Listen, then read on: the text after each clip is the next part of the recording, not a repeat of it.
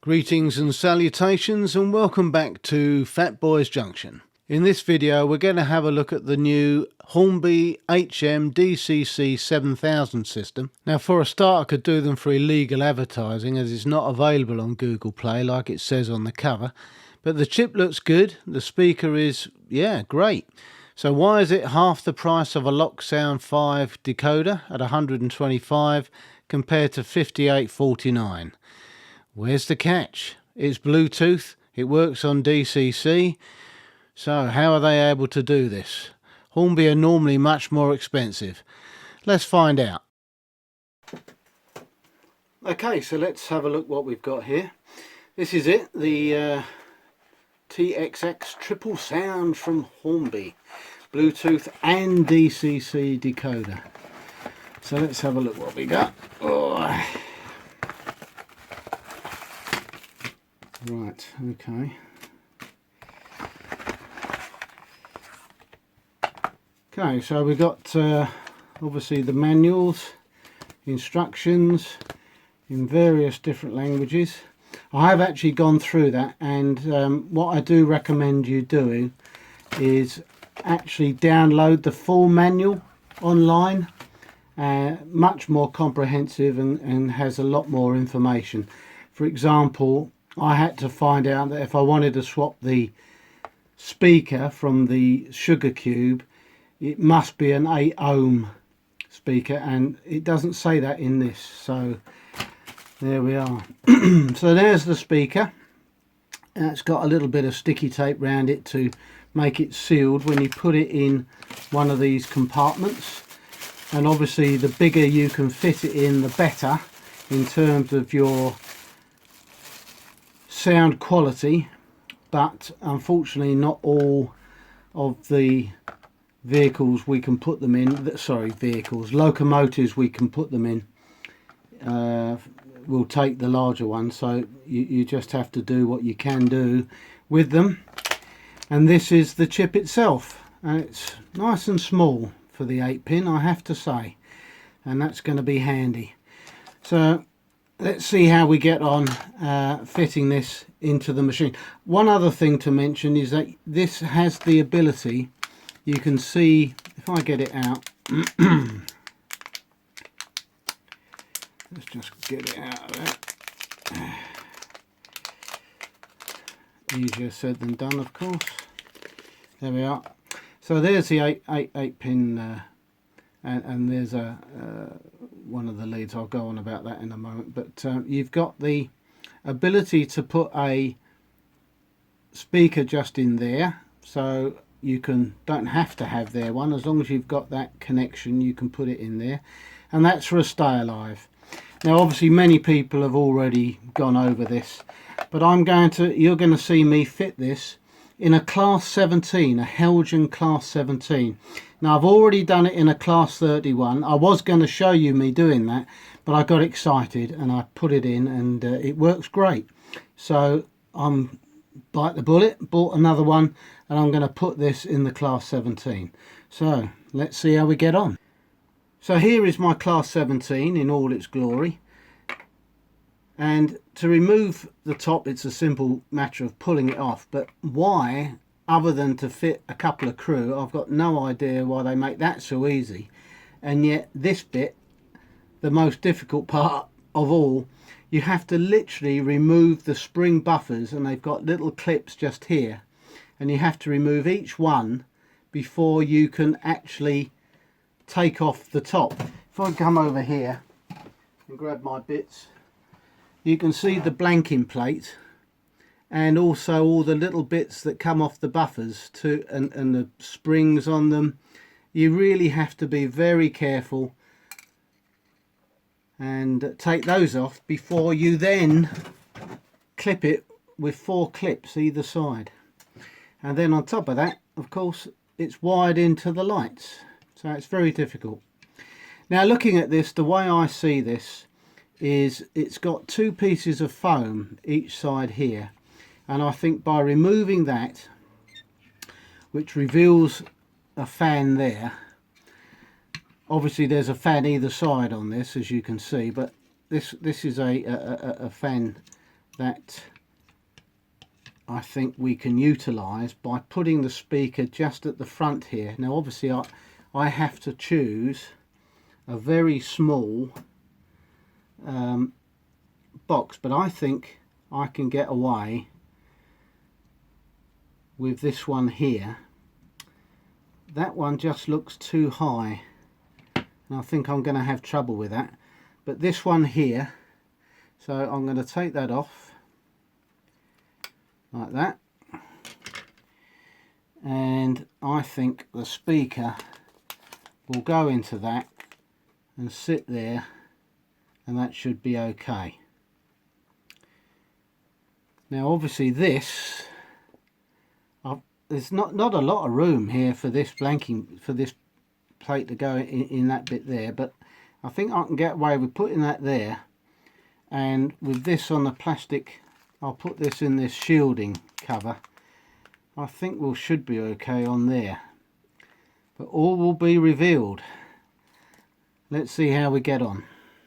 Right, I don't know whether you can see this properly, because unfortunately I've run out of hands and fingers, but the speaker is in its little pod, and on the 31 that I had, it was a little bit tinny, and the reason for that is while I was struggling to get all the cabin back on, the speaker actually came away from the pod. So though it has got a sealed bit to put the speaker on, the advice I was given was, as an added precaution and to make sure it's airtight, was to put silicone sealant around it.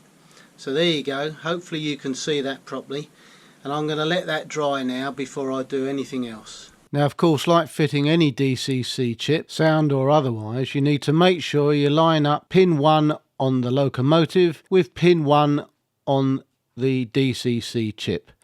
Pretty standard stuff really. So here you can see the speaker nicely in place with the pins firmly in the plate, and that's how the chip sits, with a bit of tape just securing it.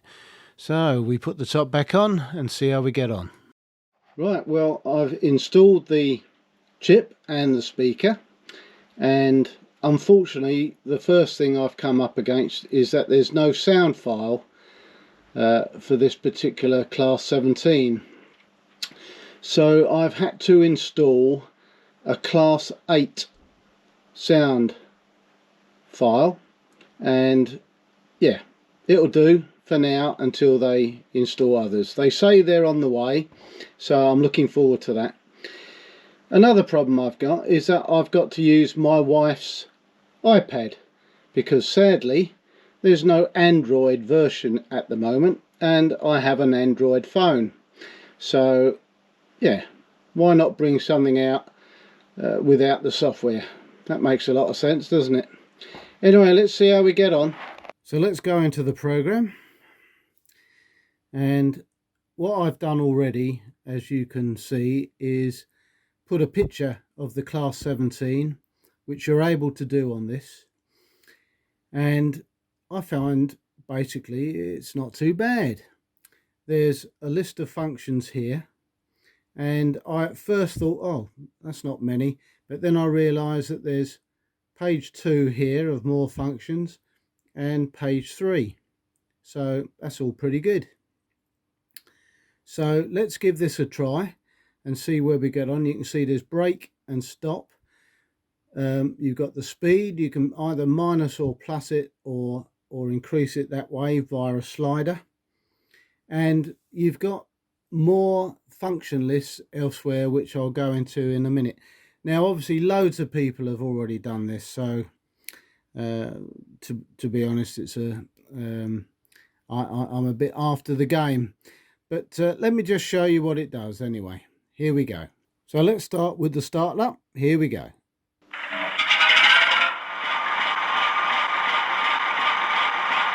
Put on the lights. Try the multiple whistle one. Not bad. Try this one. Very good. So essentially now you set the direction and off you go.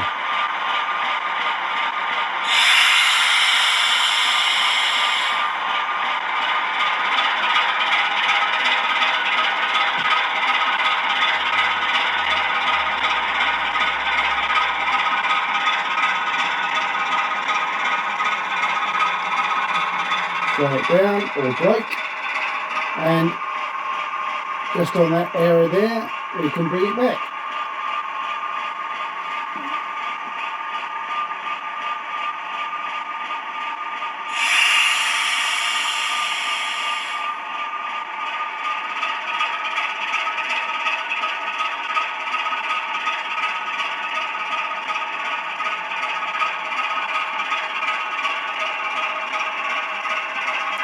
Let's try the brake or the stop. Let's try the stop.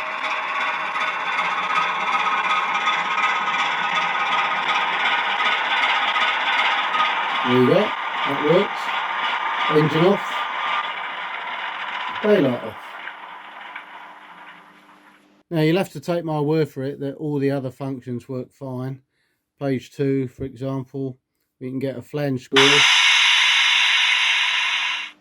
door closing.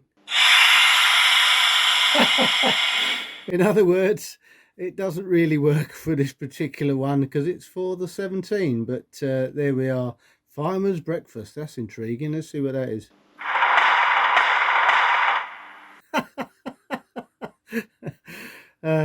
Dear. Guard's whistle. That's some bad whistle, isn't it?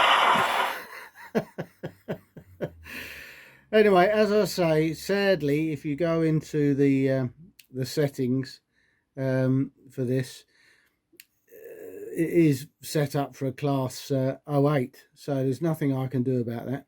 But one of the good things here is everything is available to you to see really easily. You've got the acceleration rate and the deceleration rate, which I think is brilliant. You can set the volume for the loudness or quietness of the sound that you're getting, and that's quite useful because it's very loud when you put it up there and would blow the speakers, I think. So that's very good. Go to settings and you can see that you've got the Bluetooth settings and various other things, and I've got two set up. I've got the class 31 and it's over there somewhere. You'll have to take my word for it. And again, you can just start the engine, horns. So that's from my class 31. So yeah, I'm not going to go into any more detail of this because everyone else has done it and it's just pointless, frankly. But with the class 31, obviously because it is actually a Hornby vehicle, locomotive, yeah, that all the functions are there, which is really good. But if you're using other people's, like Bachmann or HELJEN, I think you're going to struggle for the right sound file for the moment. Hopefully they will come. It's going to be interesting to see how we get on, because DC Concepts are saying that we've got a chip shortage, so be interested to see how they cope. But one of the most annoying things for me is that it sadly doesn't have an Android version at this moment in time. So yeah, for me that's a bit annoying, but there we are. Nothing I can do about it at this moment in time. Now, one other feature I just want to show you before you go is that you're able to, without any problems whatsoever, go over to the actual DCC. Locomotive settings. Let's try that. Yes, there we are. Now on here, you can take it over from Bluetooth to DCC.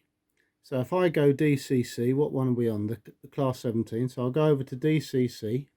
So here is my NCE power cab. I'll just go select loco, and at the moment I've got that as 7007. I'll enter that, and now hopefully There we are.